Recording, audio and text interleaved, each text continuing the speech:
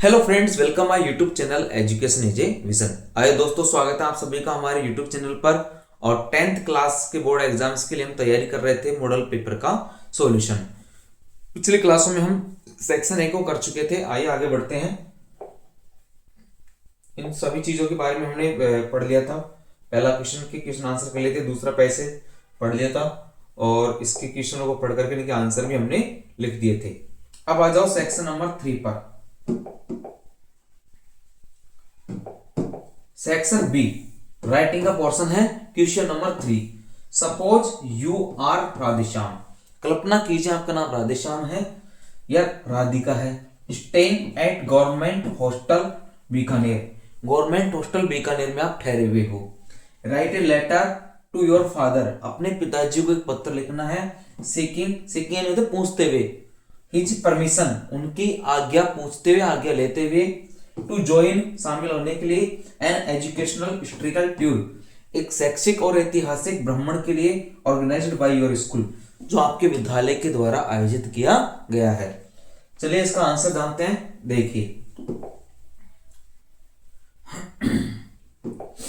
Answer इसका है government hostel Bikaner, अक्टूबर 11 2000 जो भी है। तो इसमें आपको क्या लिखना है, डेट क्या लिखना है। देखो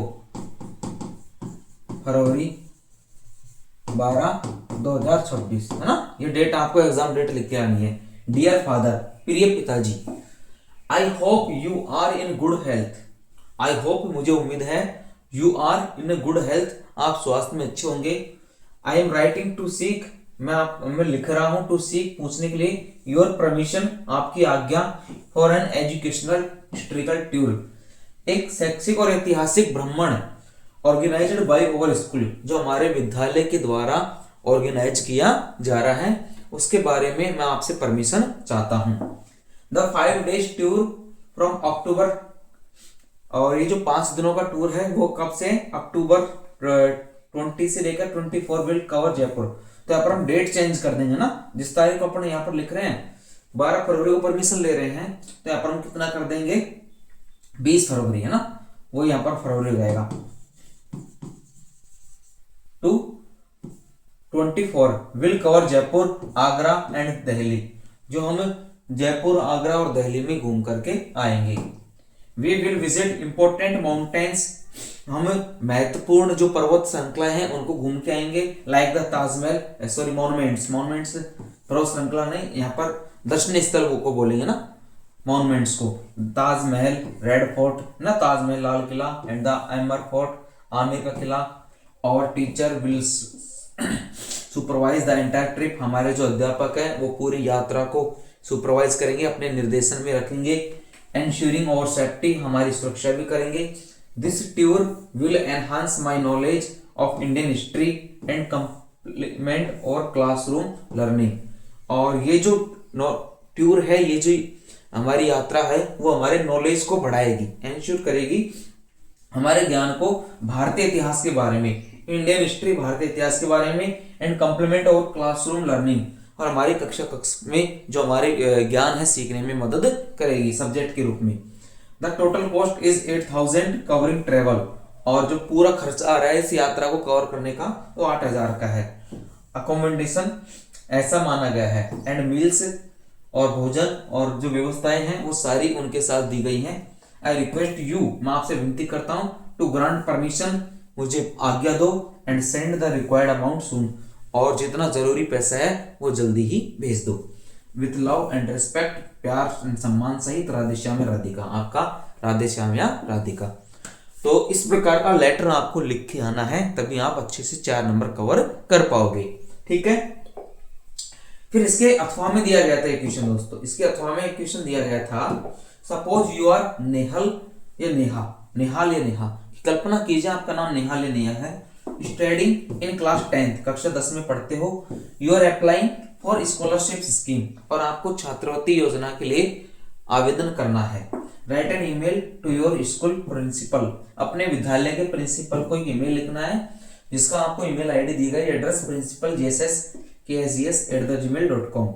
ठीक है। रिक्वेस्टिंग योर स्टडी सर्टिफिकेट, और उससे अपना स्टडी सर्टिफिकेट मांगना है। इस मेल के अंदर दे रखा है कि आपको अपने प्रधानाचार्य से स्टडी सर्टिफिकेट आस्क करना है, ताकि आप अच्छे से अपने फॉर्म को अप्लाई कर सको और छात्रवृत्ति का लाभ ले सको। चलिए देखते हैं।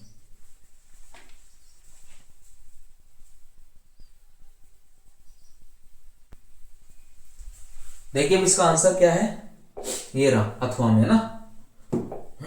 देखो आपको एक फॉर्मेट बना लेना है ईमेल आईडी के लिए। इस प्रकार का एक फॉर्मेट आएगा, पहले लिखेंगे टू में आएगा ईमेल एड्रेस, जो आपको ईमेल आईडी दी गई होगी, principalgsssksg@gmail.com।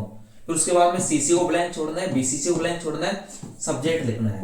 सब्जेक्ट क्या लिखना है, देखो request for study certificate for scholarship application, छात्रवृत्ति आवेदन के लिए स्टडी सर्टिफिकेट यानी अध्ययन प्रमाण पत्र जारी करना है, उसके लिए आपने रिक्वेस्ट डाली है। रेस्पेक्टेड सर या मैडम, आपको यहाँ पर निवेदन करना है रेस्पेक्टेड सर या मैडम के साथ। फिर अपना इंट्रोड्यूस कराओ, आई एम नेहल या नेहा, एक क्लास 10th स्टूडेंट, एक कक्षा 10 का विद्यार्थी हूँ एट योर इंस्टीट्यूशन, आपके संस्थान में। I am applying for a scholarship scheme, मैं एक छात्रवृत्ति योजना के लिए आवेदन कर रहा हूँ या कर रही हूँ। And require a study certificate, और एक मुझे अध्ययन प्रमाण पत्र चाहिए एज ए मैंडेटरी डॉक्यूमेंट्स, जो आवश्यक दस्तावेज में लगाने के लिए। आई वुड बी ग्रेटफुल, मैं बहुत कृतज्ञ रहूंगा, if you could kindly issue, यदि आप मेरे लिए जारी कर पाओ द सर्टिफिकेट, उस प्रमाण पत्र को, एट योर अर्लीस्ट कन्वेंशंस, जितना जल्दी हो सके अपने निवेदन से। As the deadline is approaching, और जो उसकी जो डेडलाइन है यानी लास्ट डेट है वो बहुत जल्दी पूरी होने वाली है। Thank you for your support, आपके समर्थन या साथ के लिए धन्यवाद। योर सिंसियरली, आपका सेवाभावी Nehal, class 10th roll number, वो आपको यहाँ पर जारी कर देने हैं। तो ये क्वेश्चन नंबर 3 था, जो अथवा में आपको लेटर या ईमेल करना है। आप जो आपको अच्छा लगे, जो आपको अच्छे से आए, उसको आप कर सकते हो।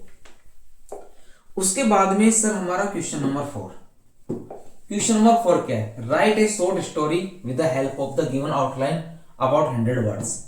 तो यहाँ पर दो दे रखे हैं, देखो एक तो A B falls into water, B and dow case, आप समझ जाओ, और ये आपकी बहुत मदद करेगा। देखो अब ऐसा नहीं है कि इसी के अंदर भर के कंप्लीट करनी है, नहीं है, ये एक हिंट दे रहा है। ये हिंट दे रहा है कि इस टॉपिक के ऊपर आपको स्टोरी तैयार करनी है। तो ये जो मीनिंग है आपको काफी हेल्प करेंगी स्टोरी तैयार करवाने में। और उसके अथवा में दे रखी है two friends and a bear, two friends in a forest, a bear appear, one climb on the tree. तो इससे आप पढ़ के पूरी समझ जाओगे। Two friend and a bear की स्टोरी यहाँ पर दी गई है। चलिए इनका सॉल्यूशन देखते हैं, आंसर। तो पहली हमारी a bee and a dog, पहला स्टोरी है a bee and a dog. देखो वन डे, एक दिन, a bee fell into a stream, एक जो मधुमक्खी थी वो एक नाले का पानी में गिर गई। एंड स्ट्रगल्ड, संघर्ष करती रही, टू सेव इटसेल्फ, स्वयं को बचाने के लिए। एक काइंड डॉग, एक डॉग यहाँ पर फांकता है, भौरा बोल सकते हैं। एक दयालु भौरा, सिटिंग ऑन ए ट्री, एक पेड़ पर बैठा हुआ था। नोटिस्ड, उसका ध्यान गया, द बीज ट्रेबल, मधुमक्खी की परेशानी पर। और वहीं पेड़ पर एक भौरा बैठा हुआ था, तो उसका ध्यान किस पर गया, मधुमक्खी की परेशानी पर उसका ध्यान गया। द डॉग क्विकली प्लक्ड, फांकते ने तुरंत तोड़ा, ए लीफ, एक पत्ता, and dropped it near the bee, और उसको मधुमक्खी के पास में डाल दिया। The bee climbed onto the leaf, और वो मधुमक्खी उस पत्ते पर चढ़ गई। एंड वाज सेव्ड, और अपना उसने जीवन बचा लिया। ए फ्यू डे लेटर्स, कुछ दिनों बाद, ए हंटर केम, एक शिकारी आया। And aimed his gun at the dog, और अपनी बंदूक से उस फांकते की ओर निशाना लगाने लगा। The bee recognised its saviour, और अपने जीव बचाने वाले उस पक्षी को, जंतु को वो पहचान गई। कौन पहचान गई, मधुमक्खी, की इसका जीवन खतरे में है। एंड इमीडिएटली, और तुरंत, stung the Hunter on his hand, stung यानी होता है डंक मारना, और तुरंत शिकारी के हाथ में जाकर के उसने डंक मारा। द हंटर क्राइड आउट, और वो शिकारी चीखने लगा, इन पेन, दर्द में। एंड ड्रॉप्ड हिज गन, अपनी बंदूक को गिरा दी। The noise alerted the dove, और उस शोर से जो डव था, फांकता था, वो अलर्ट हो गया। वो फ्ली अवे, वो वहां से उड़ गया सेफली, सुरक्षित रूप से। द बी फेल्ट हैप्पी, और मधुमक्खी को प्रसन्नता हुई। इसका मोरल क्या है, one good turn deserve another, कि एक जो अच्छाई होती है वो आप दूसरी अच्छाई को भी प्राप्त कर सकते हो। ठीक है, उसके अथवा में दूसरी स्टोरी दी गई थी दोस्तों two friend and a bear की। चलो इसको भी देख लेते हैं। देखो, two friends were walking through a forest. दो मित्र एक जंगल से होकर गुजर रहे थे। When suddenly a bear appeared, जब अचानक एक भालू उनकी ओर आया। One friend quickly climbed a tree, तो तुरंत एक दोस्त एक पेड़ के ऊपर चढ़ गया। Leaving the other behind, और दूसरे को पीछे छोड़ दिया। The second friend lay down, और दूसरा जो दोस्त था वो नीचे जमीन पर लेट गया। And held its breath, और अपनी धड़कनों को रोक लिया, अपनी श्वास को उसने रोक लिया और जमीन पर स्थिर लेट गया। Pretending to be dead, pretending का मतलब होता है बहाना बनाते हुए, ऐसा बहाना बना ले जैसे उसकी मृत्यु हो गई हो।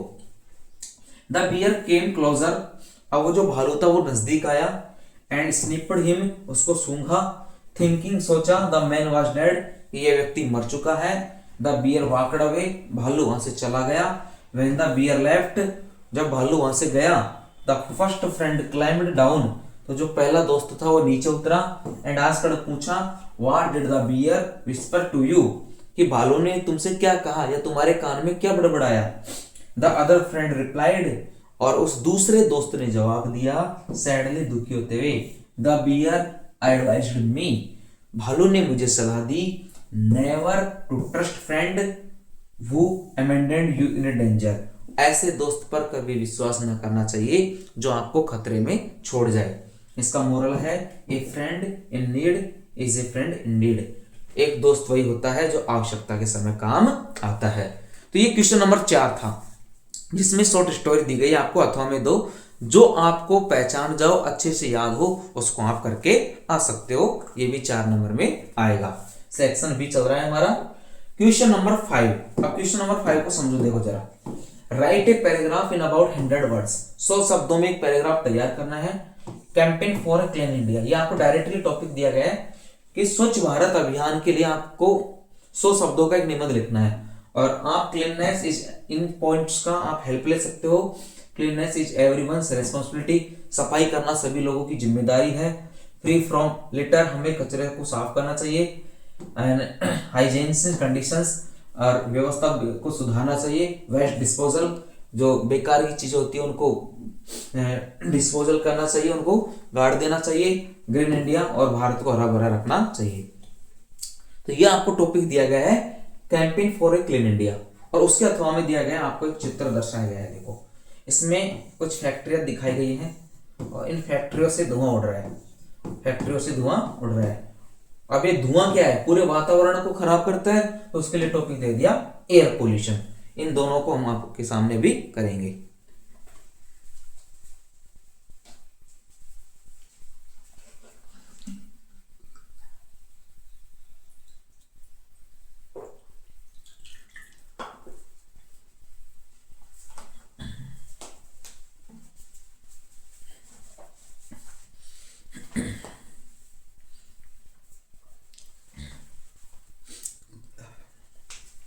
देखिए, campaign for a clean India, स्वच्छ भारत अभियान, है ना।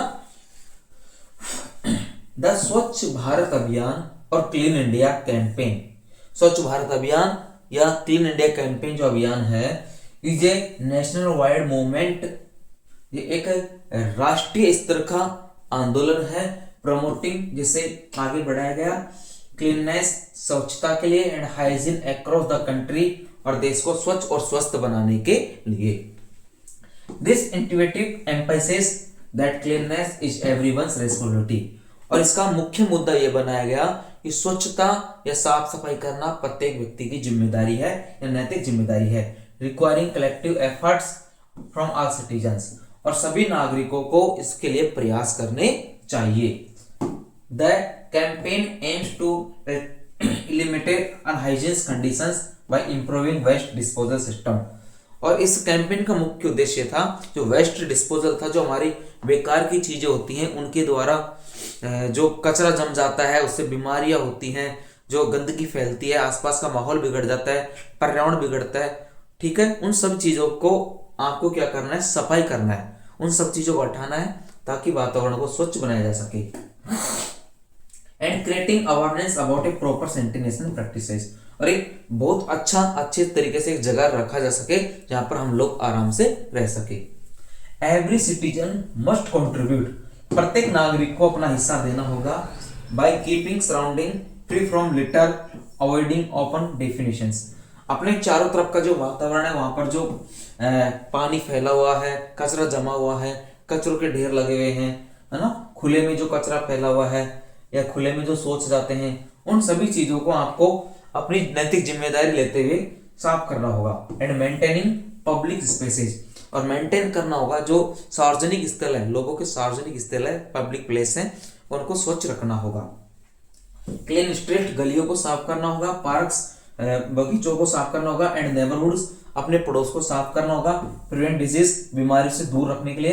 And enhance your nation beauty, और राष्ट्र को सुंदर बनाना होगा। स्कूल्स, विद्यालयों को, कम्युनिटीज, समुदायों को, एंड गवर्नमेंट बॉडीज, सरकारी व्यक्तियों को must collaborate to achieve the vision, इस उद्देश्य को पूरा करना है इन सभी लोगों को ऑफ ए ग्रीन इंडिया, कि हमें हरा भारत भी बनाना है। ग्रीन इंडिया ना, बढ़ेगा भारत पढ़ेगा भारत, ठीक है, या पढ़ेगा भारत बढ़ेगा भारत, और इसको किस चीज में बदल दिया, हरियाली में ना, पेड़ पौधे लगाने में। A clean India reflect a progressive society that cares for its environment and future generation. स्वच्छ भारत है जो आने वाली पीढ़ियों के लिए एक नया वातावरण और भविष्य तैयार करेगा। तो ये तो था दोस्तों हमारा campaign for a clean India, उसके लिए यहाँ पर एक शॉर्ट पैराग्राफ ऐसे दिया गया है 100 वर्ड्स का, ठीक है। और उसके अथवा में दिया गया था हमको एयर पोल्यूशन का, उसको भी देख लेते हैं। Air pollution is a serious environmental problem. जो वायु प्रदूषण है वो हमारे वातावरण की, पर्यावरण की एक मुख्य समस्या है, गंभीर समस्या है। अफेक्टिंग आवर प्लेनेट टुडे, जो आज हमारे ग्रह को बहुत प्रभावित कर रहा है, पृथ्वी को। The image shows thick smoke and harmful gases, और वो जो चित्र दर्शाया गया है वो क्या दिखा रहा है, बहुत ज्यादा धुआं, घना धुआं और नुकसानदायक गैसें rising from factory chimneys, factory और चिमनियों के द्वारा आगे बढ़ रही है, उन चीजों को दिखाया गया है। इनटू द एटमॉस्फेयर, जो वातावरण में फैल रही है। Creating a dark and hazy sky, और जो घना काले बादल बना देते हैं और अंधेरा छा जाता है। दीज पोल्यूएंट्स कम फ्रॉम इंडस्ट्रीज, ये जो प्रदूषक हैं ये फैक्ट्रियों से आता है, साधनों से आता है, vehicles and burning fossil fuels, और जो जलते हुए जो पृथ्वी पर जो अवशेष जलाए जाते हैं उनसे निकलता है। Breathing polluted air causes health problems, और उस प्रदूषित हवा में सांस लेना बीमारियों का मुख्य कारण बनता है, जैसे like asthma, coughing and lung disease, जैसे अस्थमा है, खांसी है, या लंग की बीमारियां हैं, फेफड़ों की बीमारियां हैं, फेफड़ों में संक्रमण होना, ये सब प्रदूषण के कारण होता है। इट आल्सो हार्म्स प्लांट्स, ये पौधों को भी नुकसान पहुंचाता है, एंड एनिमल्स, और जानवरों को भी। And contribute to global warming, और ये हमारी जो ग्लोबल वार्मिंग है, वैश्विक उष्ण है, उसको भी बढ़ाता है और टेम्परेचर को अधिक बढ़ा देता है। The dirty sky in the picture reminds, और तस्वीर में एक गंदे प्रकार का आसमान दिखाया गया है, as how human activities are damaging our environment, किस प्रकार से मानवीय क्रियाविधि है, मानवीय क्रियाकलाप है, वो हमारे पर्यावरण को प्रदूषित कर रहे हैं, बिगाड़ रहे हैं। We must take immediate action, हमें इनके ऊपर तुरंत प्रभाव से कार्रवाई करनी चाहिए। By using cleaner energy source, और हमारे जो ऊर्जा स्रोत है उनको साफ रखें। प्लांटिंग, पौधारोपण करें, मोर ट्रीज, अधिक से अधिक पेड़ पौधों का। एंड रिड्यूसिंग इंडस्ट्रियल इमिशंस, और उद्योगों का जो इमिशंस है, धुआं है, उसको कम करवाएं।